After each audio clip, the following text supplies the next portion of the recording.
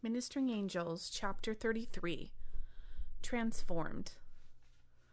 The light of the new day displays the devastation of the hellacious storm that has passed. The island takes on a new image. Over half the island's trees have been destroyed. Only traces remain of previous paths that were once their steady tread about the island. Joe has a few of the boys tend to their regular duties to replenish food, water, and other supplies to the cave. Everyone else takes to clearing trails. Andrew and Nathan rise early so they can establish their territory at the beach. The voice of laughter and carrying on continue to ascend above the hacking and crashing sounds of breaking and falling trees throughout the day. Andrew and Nathan work side by side in silence. Nathan's mind is spinning with scenes of the last days with Dan and the girl. A familiar call rises up from the beach behind Nathan. The second call is undeniable. Nathan turns towards the ocean's shoreline. Brad, Aiden, and Joshua walk up the beach. He sees that the island boys have already begun to surround them, but Nathan stands in place. The boys demonstrate their excitement by yelping and calling out loud. Nathan watches on as the huddle seems to guard the three as they maneuver around the various heaps of fallen trees. The group stays in motion as Brad keeps walking up the hill, making his way to the cave. The boisterous whooping and wailing is then muffled by the thickness of the cave walls. Nathan sits down on a fallen log and places his head in his hands. He doesn't know what to do with the feeling that's overwhelming him.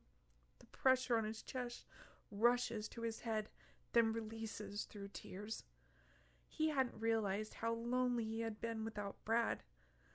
The deep missing Nathan has suppressed flows out from deep within him. He lifts his head and looks out to the ocean. Nathan thinks of Brad and the boys and how they overcame the fear of the ocean. He doesn't understand why he resisted the opportunity to find comfort knowing that. He's more afraid of the ocean now, more than he has ever been. Nathan stays on the fallen tree long enough to watch the sun go down. End of chapter 33. Ministering Angels by Lori A. Thompson. Chapter 34. Disclosure. The level of excitement is felt before Nathan even enters the cave. As he walks through the cave door, he wants the energy to lift his spirits. He wants to have the smiles that are on the faces of all the other boys. He walks over and sits next to the fire. Brad and Joe have distanced themselves. They are immersed in conversation. Brad catches Nathan staring at the two of them talking. He raises his hand to interrupt Joe, stands and goes over to Nathan. Brad grabs Nathan by the shoulder, locks eyes, and says, "Come on." Nathan stands and follows without hesitation. Nathan thought he had always respected Brad's fort and all of his things, but when he sees Brad grab the map and sit down, he realizes he has taken ownership of the space and his things. Nathan can feel himself withdraw, ashamed of how he has become so casual and relaxed using Brad's domain. Brad motions to Nathan to sit down next to him. "How are you?" Brad asks. Nathan pauses for a moment before he answers. "Dan's gone."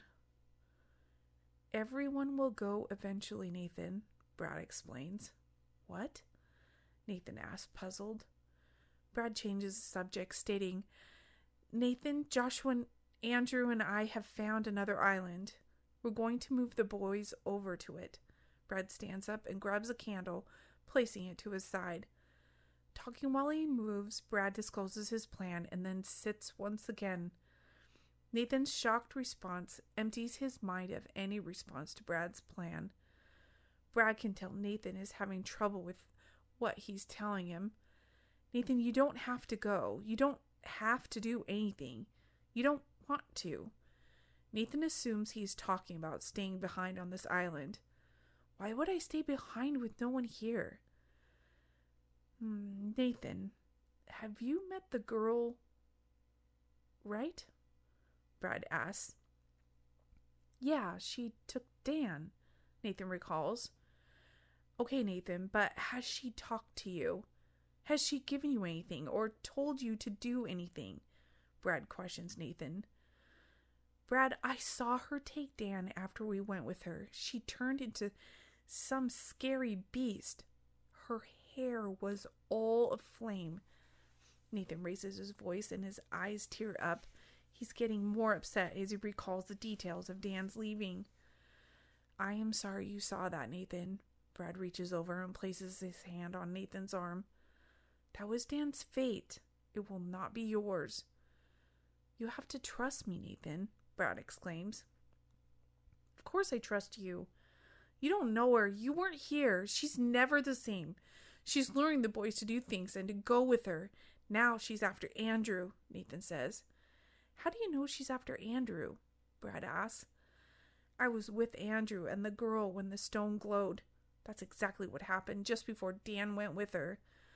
Andrew was getting all sucked in, just like Dan did. I tried to stop him. He wouldn't listen to anything I was saying, Dan states. Nathan states. Nathan, Dan chose to go with her. He chose to go before that day he left. We will all choose to go with her eventually, and she will lead us to where we want to go, Brad explains. I don't want to go with her. I don't want to go anywhere with her. I don't want to leave you and the boys or this island, Nathan adds. You don't have to, Nathan. You don't have to go anywhere or do anything until you're ready.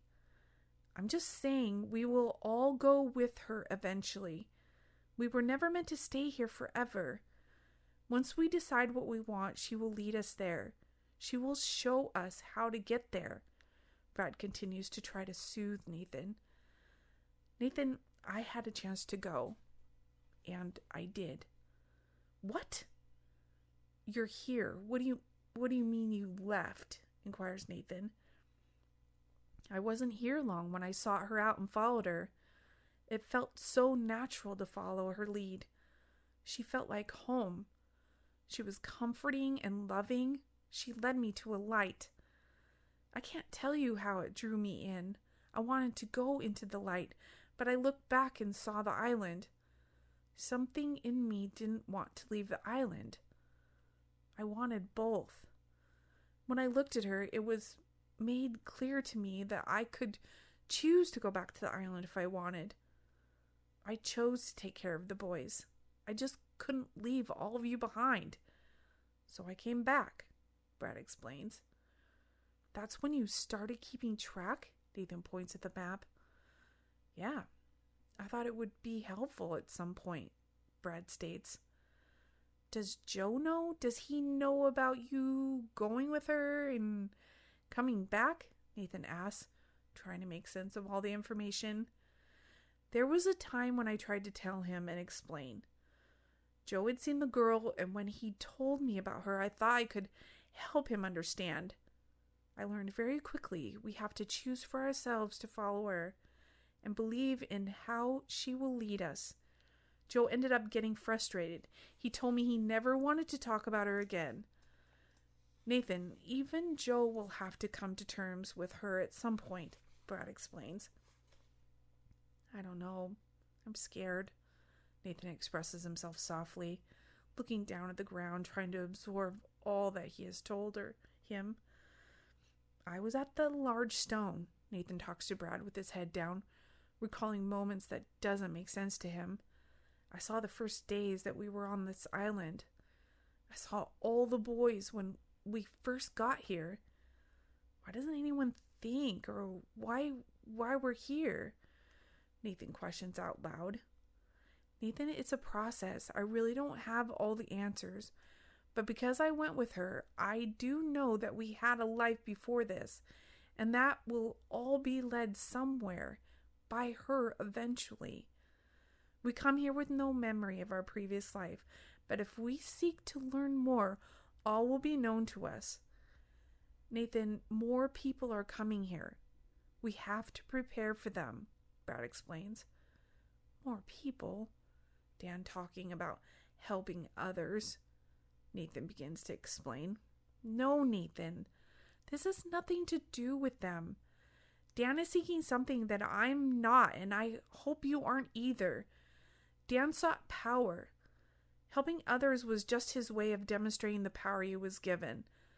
Nathan, the girl has told me about others that need to come here. Tomorrow I will announce the plan to leave this island and about having to save those people. They will join us on the new island.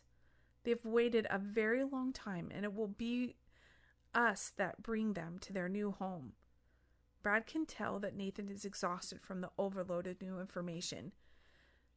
Nathan, one more thing. I need you tomorrow. It's important that we join strong, and you play a big part in that. I need you to draw for us tomorrow. Will you do that for us? Brad asks. Nathan's eyes are swollen from tiredness and crying. He looks into Brad's eyes. Nathan instantly renews his devotion to Brad and the boys. Of course, he commits. Go, Nathan, and sleep. Tomorrow will be a full day, Brad says. Nathan can feel his body has sunk deep into the chair. He forces himself up, pushes down on the chair with his hands to lift his body. He walks to the door, stops, turns, and says, I am glad you're back. Me too, Nathan. Brad responds. Nathan leaves Brad's fort for the night. End of chapter 34.